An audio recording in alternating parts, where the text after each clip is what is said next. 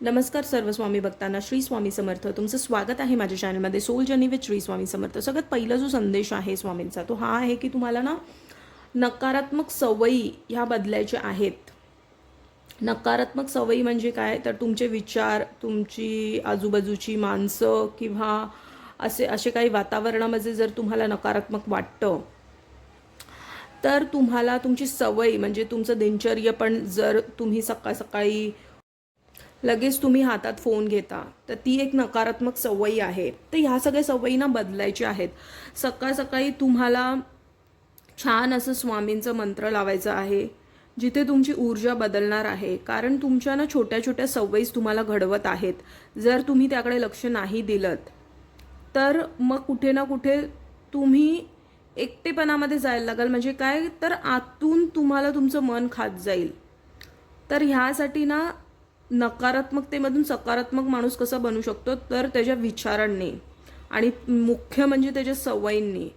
तर जर तुम्ही लेटपर्यंत मोबाईल बघत असाल किंवा झोपण्या अगोदर पण खूप काही अशा सकाळी सकाळी उठल्यानंतर किंवा झोपण्याच्या अगोदर तुम्ही असे काही न्यूज बघत असाल जे नकारात्मक आहेत. सकाळ सकाळी बघा, खूप जणांना सवय असते की नकारात्मक न्यूज बघतो, इथे काय चाललंय तिथे काय चाललंय.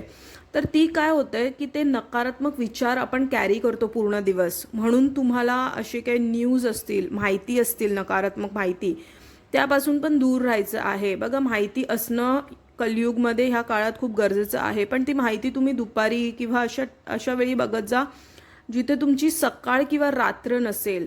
कारण आपण जेव्हा सकाळी सकाळी उठतो, जे विचार असतात ते आपण पूर्ण दिवसाभर ते विचार आपल्या डोक्यात असतात. रात्री झोपताना सुद्धा तेच असतं.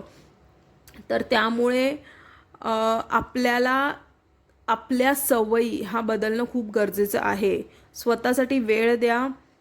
आणि तुम्हाला अशा काही सवय असतील, जसं काय तुम्ही खूप चहा पिता किंवा खूप काही गोड खाता किंवा बाहेरचं खूप जास्ती खाता, तर ह्या सुद्धा चुकीच्या सवयी, नकारात्मक सवयी आहेत ज्या तुम्हाला बदलायच्या आहेत.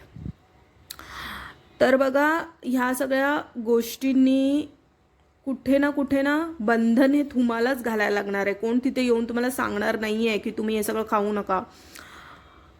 आत्ता कलियुगमध्ये असं चाललंय की काहीही तुम्हाला ऑर्गॅनिक म्हणजे शुद्ध भेटत नाही आहे. तर त्यामुळे तुम्हाला खाण्यापिण्याकडे पण लक्ष द्यायचं आहे. कारण आपले विचार हे खाण्यापिण्यामुळेच घडतात. तर खाणं पिणं शुद्ध असलं की विचार आणि मन आणि तन हे आपलं शुद्ध राहतं आतून. तर त्यामुळे तुम्हाला त्याकडे लक्ष द्यायचं आहे. जर तुम्हाला 4 पैसे तुमच्या खाण्यासाठी घालवायला लागले, तर ते घालवायचे आहेत. कारण खाण्यामध्ये जर तुम्ही कॉम्प्रोमाइज केलं, तर कुठे ना कुठे ते पैसे औषधांमध्ये जातात. मग त्यापेक्षा खाणं व्यवस्थित ठेवा, खाण्यामध्ये 4 पैसे घाला अजून. तेच तुम्हाला पुढे उपयोगी येणार आहेत. कारण तुम्ही आत्ता जे खात पीत आहात, ते तुम्ही पुढच्या तुमच्या फ्युचरसाठी, वर्तमान जे तुमचं भविष्य येणार आहे त्यासाठी तुम्ही स्टोअर करत आहात. तर मुख्य म्हणजे त्याकडे लक्ष देणं गरजेचं आहे. ठीक आहे.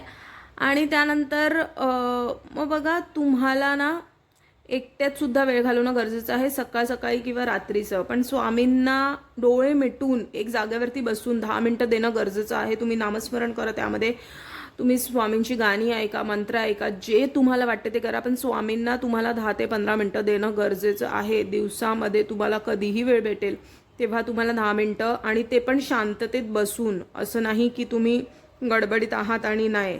ते जे नामस्मरण जर तुम्ही करत असाल, चालता फिरता उठता बसता, ते वेगळं आहे. पण स्वामींना 10-15 मिनटं त्या एका जागेवरती बसून डोळे मिटून तुम्हाला देणं गरजेचं आहे, शांततेत. तर मग बघा, तुम्हाला कधी कधी ना मोठे मोठे निर्णय घेण्यासाठी पण ना भीती वाटते. आणि तुम्हाला असं वाटतं की ज्यात तुम्ही जगत आहात ना तेच पुरेसं आहे आणि तेच तुमचं पूर्ण आयुष्य आहे.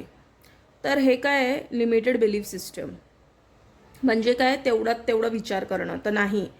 तर तुम्हाला भीतीला मात देऊन खूप साऱ्या गोष्टी सकारात्मक स्वतःसाठी विचार करण्याची गरज आहे.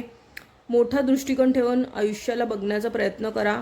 कारण त्यातूनच तुम्ही खूप काही तुमच्या भविष्यात अचीव करणार आहात, मिळवणार आहात.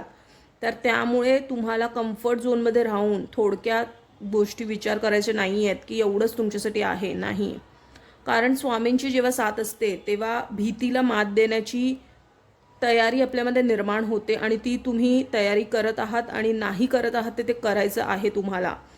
तुम्हाला एक सुख समृद्ध जीवन स्वामी तुम्हाला प्रदान करूनच राहणार आहेत, कारण तुम्ही त्याचे हकदार आहात आणि म्हणूनच स्वामींनी तुम्हाला त्यांचं भक्त म्हणून निवडलं आहे.